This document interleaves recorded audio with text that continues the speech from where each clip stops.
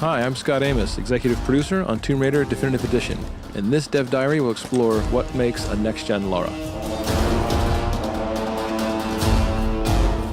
Lara's entire model was upgraded, both textures and materials. We've even added dynamic effects for how we light her skin, and for materials that change for sweat, mud, and blood as she goes throughout the different areas of the game. This looks like some kind of fire ritual, a sacrificial ritual. One of the ways that we upgraded Lara was certainly looking at her head and her face and saying, we want to build our first attempt at what a next-gen Lara Croft could look like.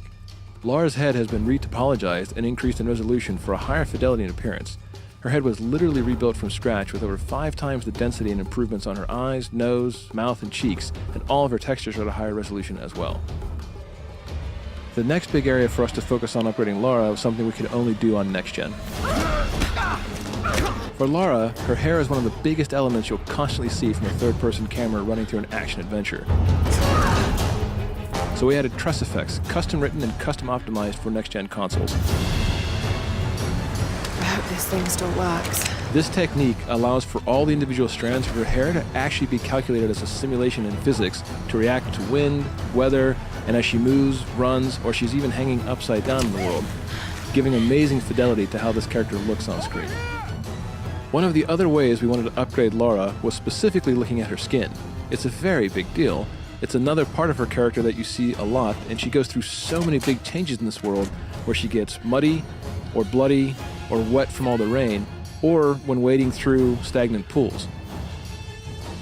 So we wanted to add something special for how we light her skin as well. We've added subsurface scattering on Lara's skin. The net effect is that it gives her a more realistic and lifelike appearance. It literally means when light hits her, it goes just below the surface of the skin and scatters or diffuses as it would in real life. Drip maps have been added across Lara's skin that actually react dynamically in the environment when she's under stress or exposed to rain or wading through water.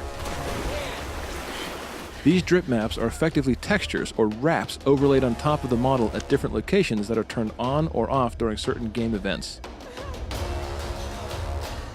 So you can actually see the beads of rain rolling across her skin, and you can see the blood drying on her as she walks across some really dangerous and harsh environments. We put Lara through everything on this island, and we want players to feel that visceral sensation of being in this world with her and saying, oh my gosh, I can see the realism here. I can feel the pain and the angst that she's going through in each of these moments. So one of the things that we had to do, looking at the next-gen version of Lara Croft and looking at Tomb Raider, was put all kinds of simulation into the world. All of her gear now has physics simulation added on top of it. You'll see when she has the bow on her back, it will jostle around realistically as she jumps, runs, and traverses the terrain. We even went so far as to make the very arrows themselves and the quiver jostle and move according to how she runs and traverses the world.